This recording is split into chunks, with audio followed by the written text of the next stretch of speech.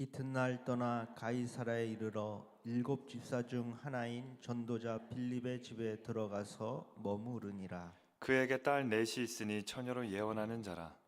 여러 날 머물러 있더니 아가보라 하는 한 선지자가 유대로부터 내려와 우리에게 와서 바울의 띠를 가져다가 자기 수족을 잡아매고 말하기를, 성령이 말씀하시되 예루살렘에서 유대인들이 이같이 이 띠 임자를 결박하여 이방인의 손에 넘겨주리라 하거늘. 우리가 그 말을 듣고 그곳 사람들과 더불어 바울에게 예루살렘으로 올라가지 말라 권하니 바울이 대답하되, 여러분이 어찌하여 울어 내 마음을 상하게 하느냐? 나는 주 예수의 이름을 위하여 결박당할 뿐 아니라 예루살렘에서 죽을 것도 각오하였노라 하니, 그가 권함을 받지 아니하므로 우리가 주의 뜻대로 이루어지이다 하고 그쳤노라. 아멘. 이 세상에 많은 선교사가 있지만 우리가 익히 들어봤던 선교사의 이름이 있습니다. 짐 엘리엇이라는 선교사인데요. 이 창끝이라는 영화로도 나오고 또 책도 있는 유명한 일화입니다. 이 짐 엘리엇 선교사는 미국의 한 젊은 나이의 사람이었는데, 이제 하나님께 사명을 받고 에콰도르에 있는 와우라니 부족에게 복음을 전하기로 결단을 하고 그곳으로 가게 됩니다. 그런데 이 부족은 악명 높은 부족이었어요. 잔인하고요, 말이 통하지 않고요, 그들의 폭력성은 굉장히 짙은 부족이었습니다. 그런데도 불구하고 사명을 받아서 함께 하는 동역자들과 함께 그곳에 가서 선교를 하기 시작합니다. 이제 그들의 문화에 있고 또 폭력성이 강하니까 천천히 그들에게 다가가서 어느덧 6년의 시간이 흐른 거예요. 그리고 6년의 시간이 흘러서야 겨우 그 부족과 이제 말 몇 마디를 나누기 시작했습니다.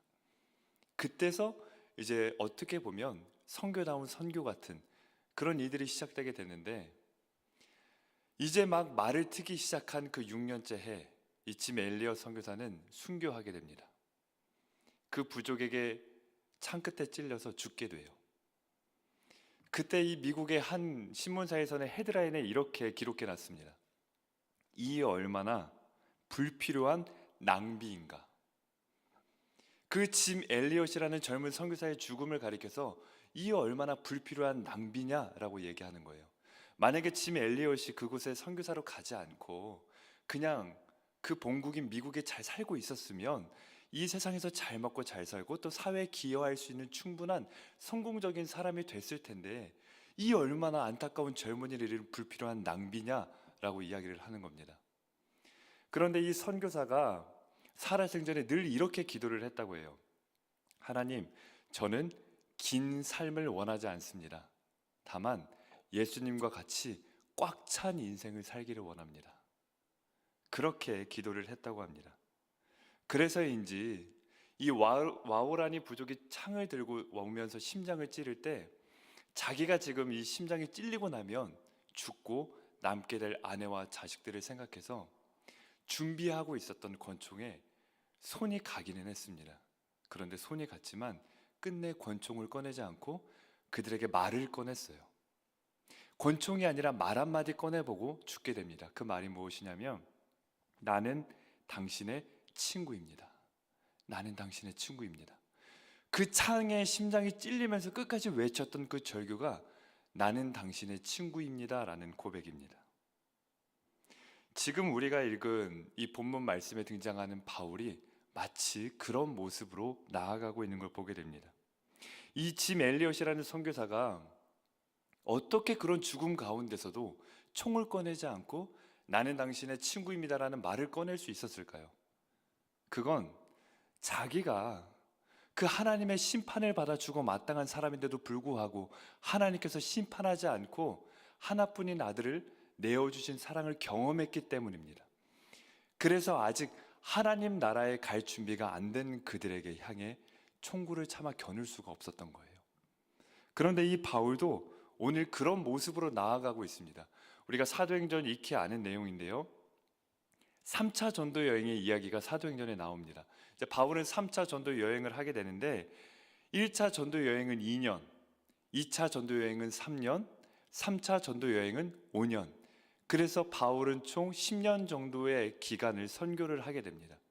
사도행전 13장부터 시작한 1차 전도 여행이 사도행전 20장에 이르러서까지 이제 진행이 되다가 오늘 우리가 읽은 21장의 말씀은 모든 전도 여행을 다 마친 후 그 이후의 행적을 기록한 내용입니다. 바울이 10년 동안 다닌 거리만 해도요 14,330km예요. 이 많은 거리를 지금과 같은 그런 대중교통이 있었던 게 아니죠. 그렇게 이동할 수 있는 방법이 있었던 게 아닙니다. 그래서 위험천만한 바다에서 광풍을 만나기도 하고 또 광야 같은 길에서 강도의 위험을 만나기도 하고 그렇게 수많은 위험 속에서도 그 많은 거리를 다녔음에도 불구하고 또다시 지금 예루살렘으로 나아가려고 하는 그 장면이 우리가 읽고 있는 이 본문 말씀입니다. 바울이 왜 예루살렘으로 가려고 했냐면 두 가지 목적 때문이에요. 지금 전도 여행을 다 마쳤는데 전도 여행을 하면서 바울이 예루살렘에 기근이 들어서 지금 굉장히 힘들어하고 있는 교회들을 위해 모금을 마련했습니다. 그러니까 이방인 성도들이 예루살렘 교회의 소식을 듣고 기꺼이 바울에게 마음 모아 헌금을 전달을 한 거예요. 그래서 바울이 그 이방인 그리스도인들이 준비를 해준 헌금을 가지고 예루살렘 교회에 전달하려고 가려고 하는 게 첫 번째 목적입니다. 우리가 사도행전 15장에 보면 예루살렘 교회는 이방인 그리스도인들을 자신들처럼 똑같이 인정하지 않는 사람들이었어요. 그들이 우리와 똑같은 예수 믿는 사람이다라고 받아들이지 않았던 사람입니다.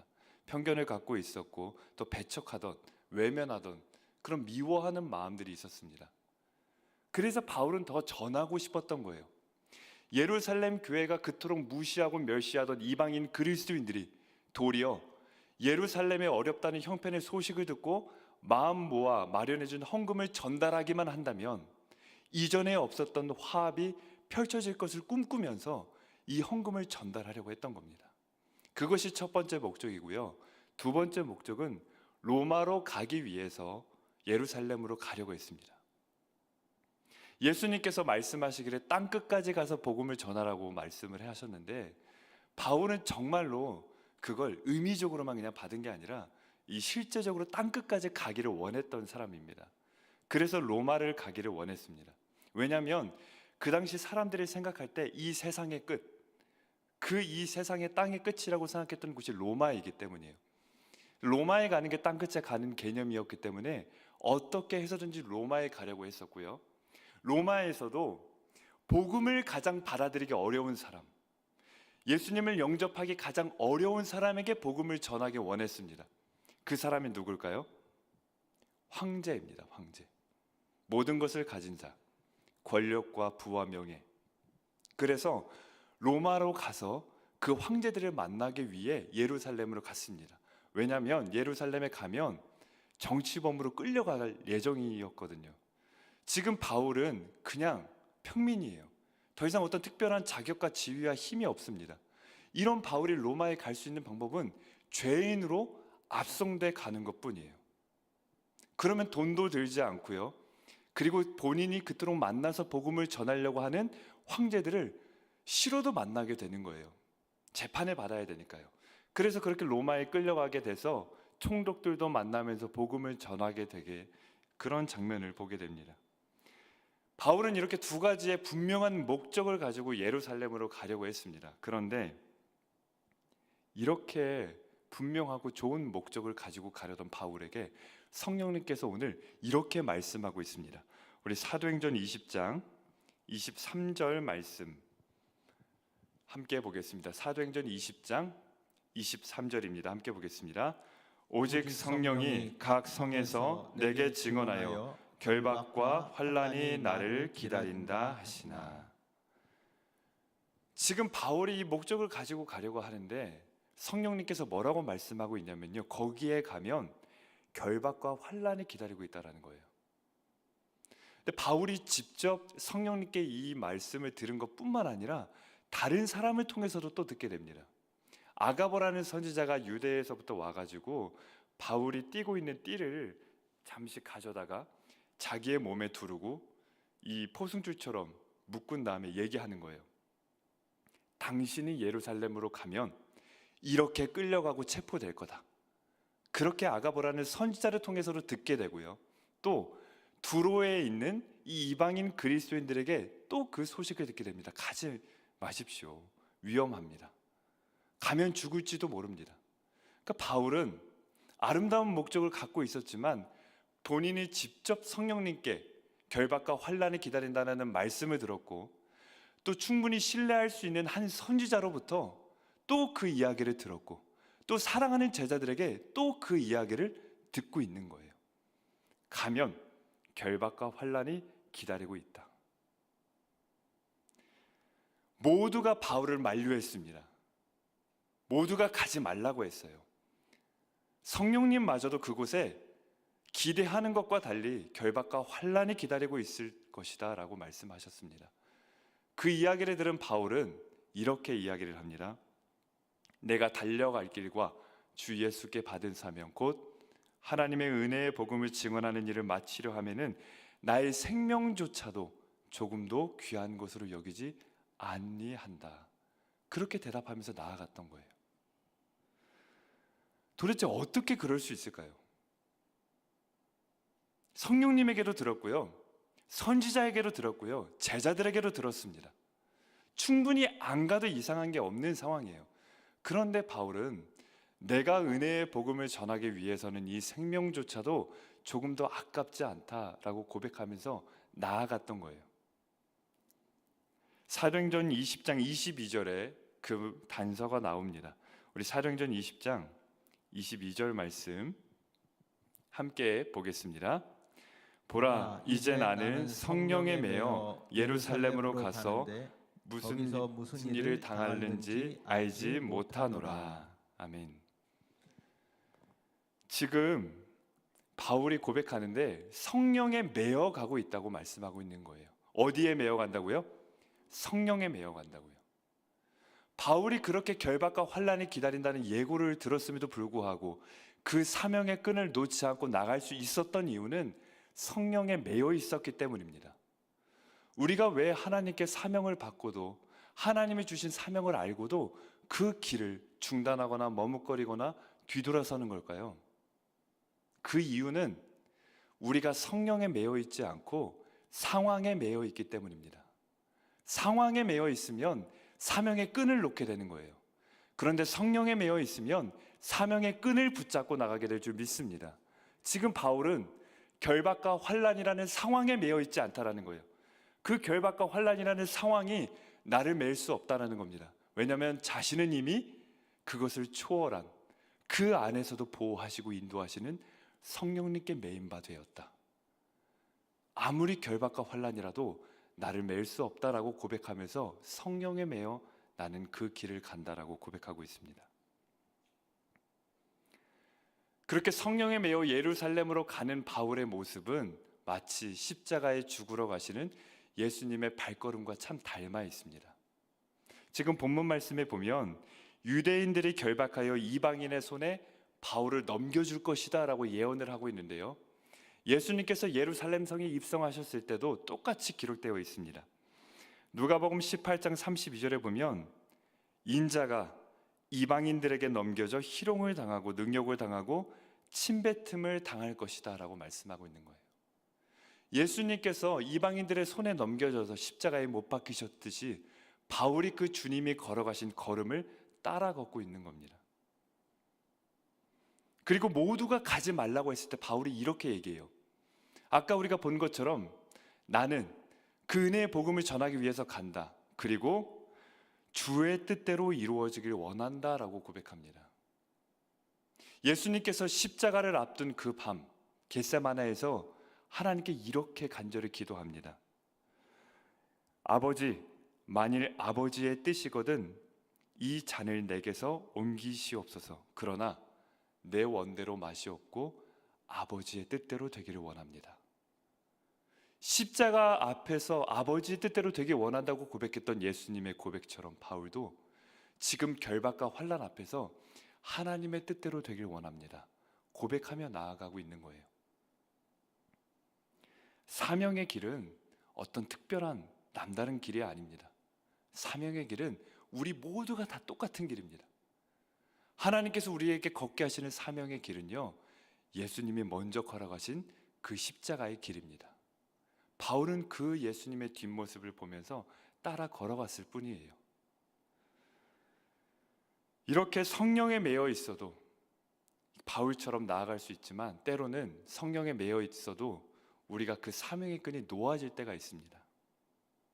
그런데 바울은 끝까지 예수님이 걸어가셨던 그 길을 걸어갈 수 있었던 거예요. 무엇이 그로 하여금 그렇게 힘있는 사명자가 될 수 있게 만들었을까요? 바울은 이 한 가지를 깨닫고 있었기 때문입니다. 무엇이냐면 예수님께서 바울을 위해 먼저 결박과 환난을 당하셨다는 것을 알고 있었기 때문입니다.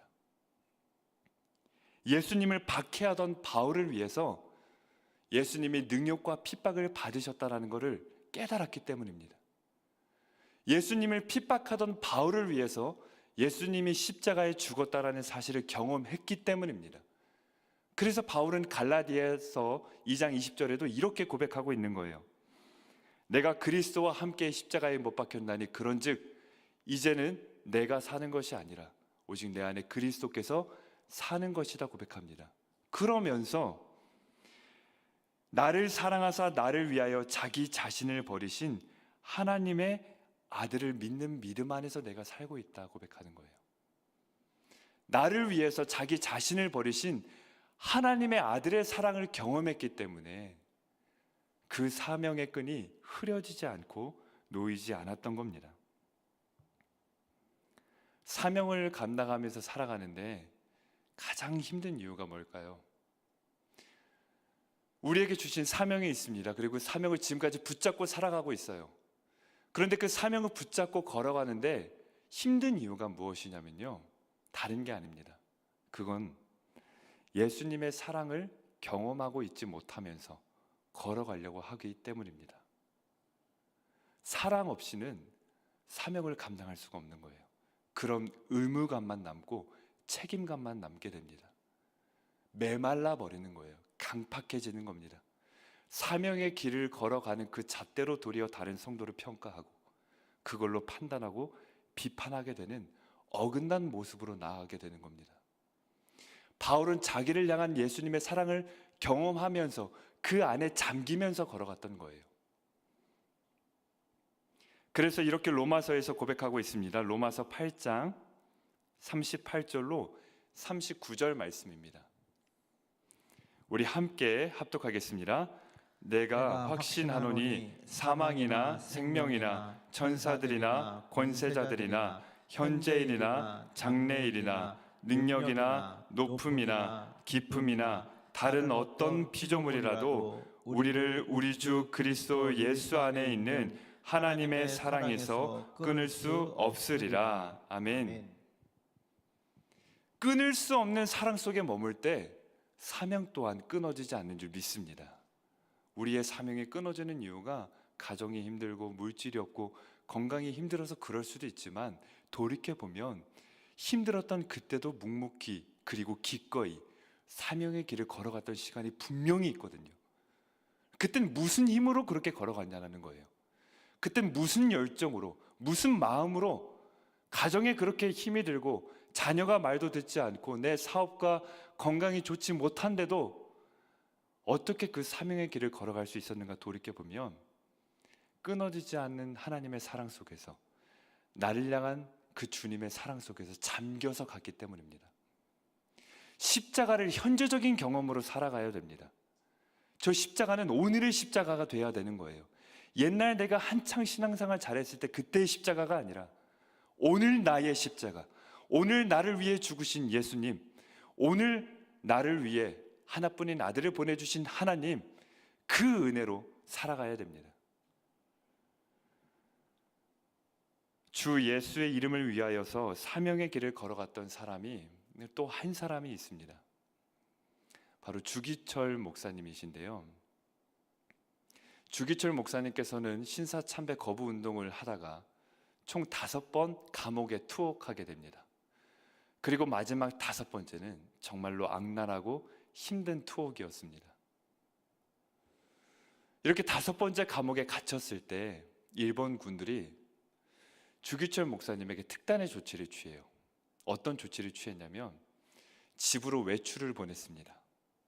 여비도 챙겨주고요. 집에 가서 아내와 자녀에게 줄 것들도 챙겨주면서 굉장히 따뜻하게 집으로 다녀오라고 했습니다. 주기철 목사님을 위해서 그랬을까요? 아니죠. 정말 잔인한 방법이었습니다. 군인들이 주기철 목사님을 집으로 외출 보낸 까닭은 어떤 핍박과 고난으로도 예수님을 부인하지 않으니까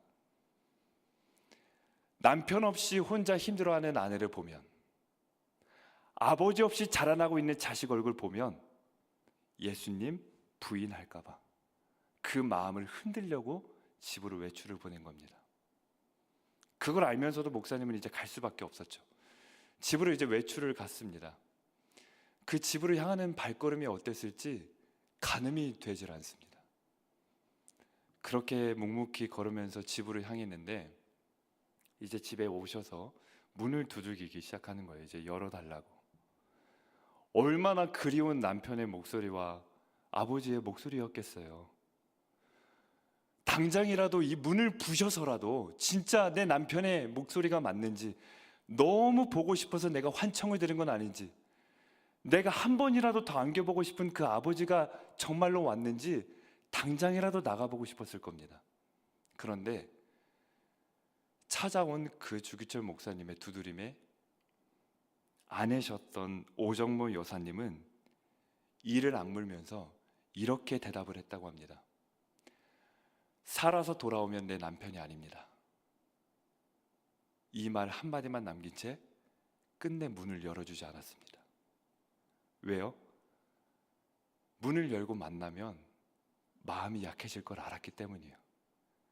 지금까지 나를 위해 십자가에 죽으신 그 예수님의 얼굴을 도저히 모른다고 할 수 없어서 그 모진 고통과 핍박 속에서도 견뎌낸 그 목사님의 믿음이 사랑하는 아내와 자식들 얼굴 보면 한순간 무너질 걸 알았기 때문에 이를 악물면서 문을 열지 않고 살아서 돌아오면 내 남편이 아닙니다. 이 한마디만 남겼습니다.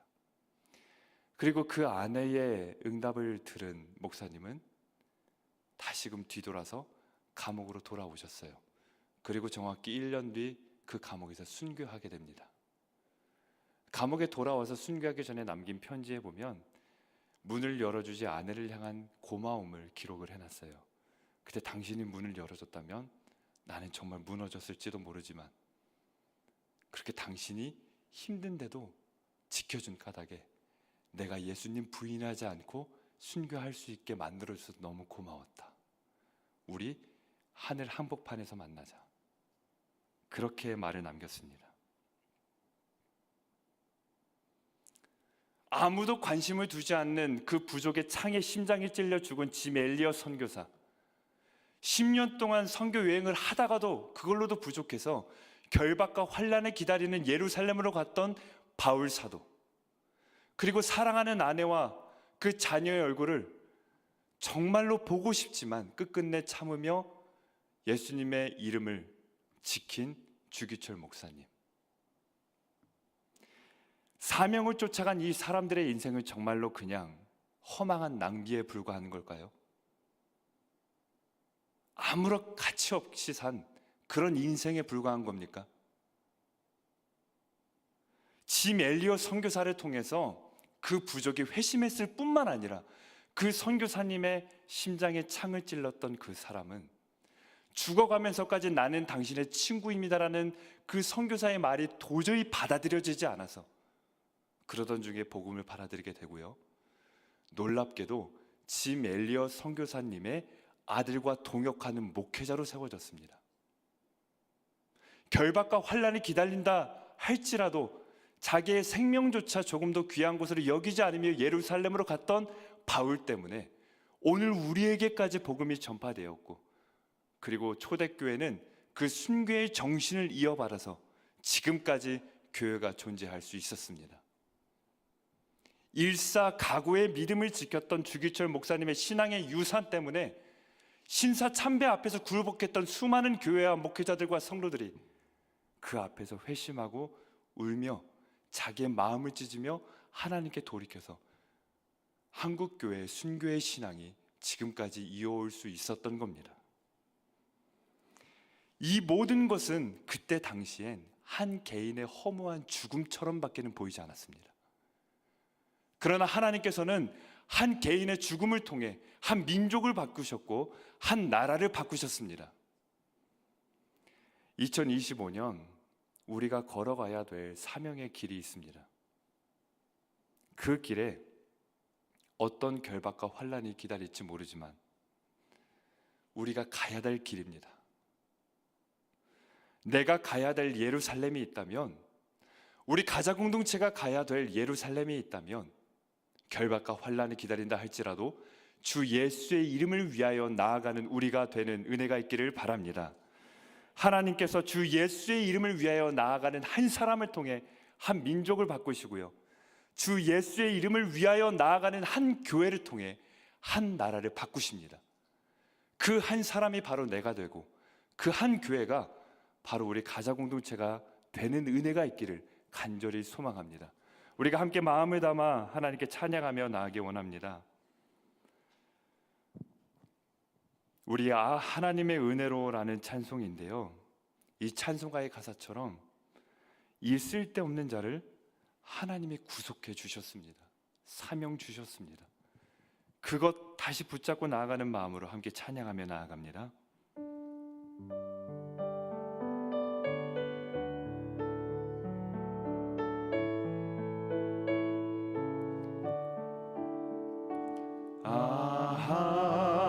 하나님의 은혜로 있을 데 없는 자 왜 구속하여 주는지 난 알 수 없도다. 내가 믿고 또 의지하는 내 모든 형편 아시는 주님 늘 보호해 주실 것을 나는 확실히 알아. 왜 내게 성령 주셔서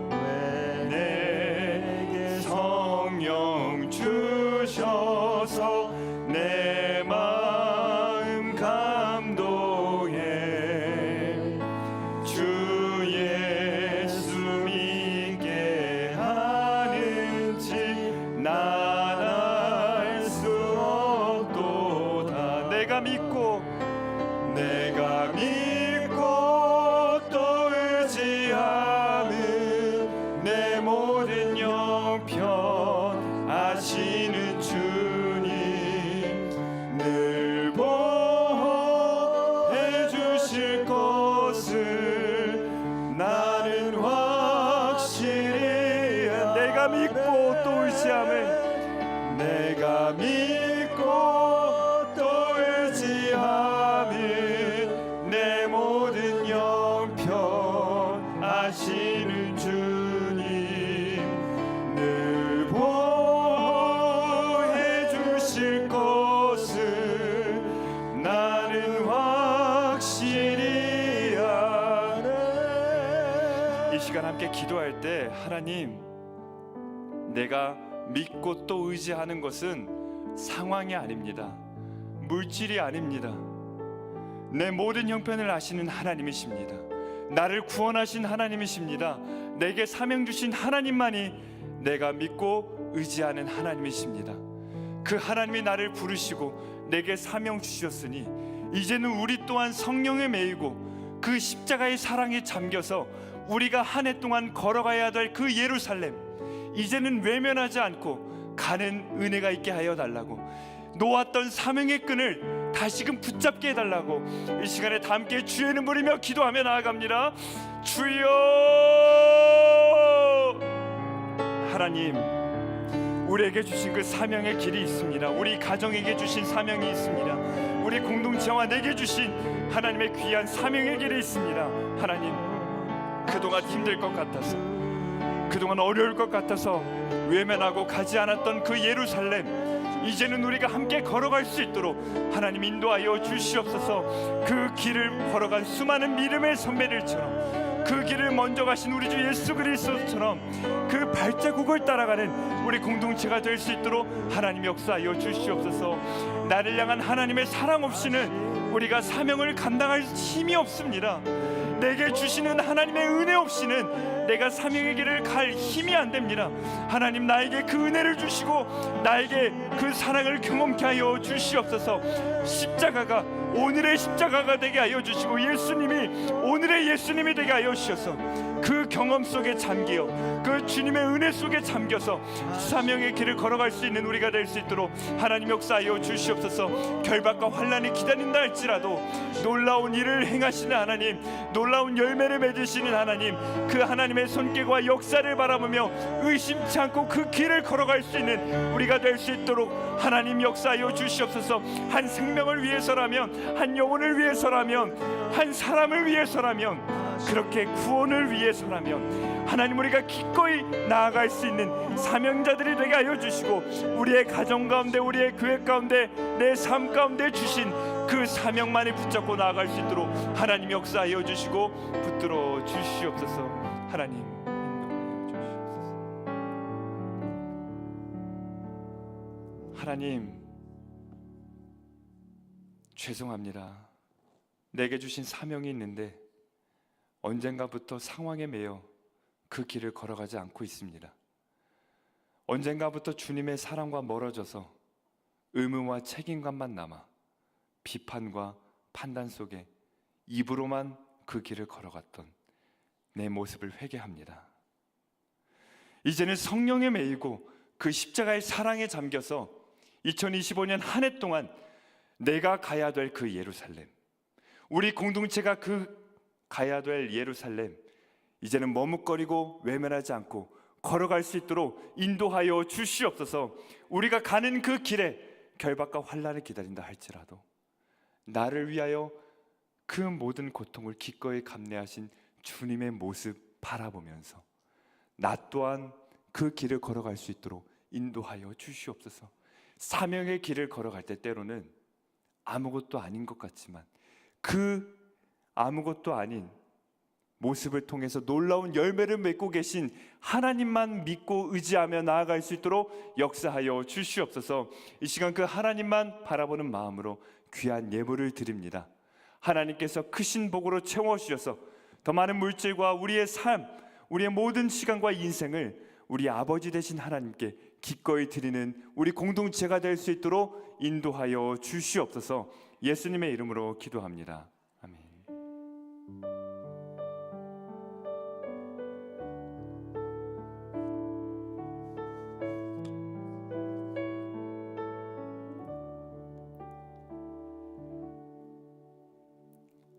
우리 앞뒤 또 양옆 서로 우리 성도님들을 향해 이렇게 인사했으면 좋겠습니다. 함께 걸어갑시다. 함께 걸어갑시다. 한 사람의 100걸음보다 100사람의 한 걸음이 더 위대합니다. 우리 공동체의 한 걸음으로 우리가 그 사명의 길을 걸어가는 은혜가 있기를 바랍니다. 우리 교회 생활 안내해 드리겠습니다. 금요 성령 집회가 있고요.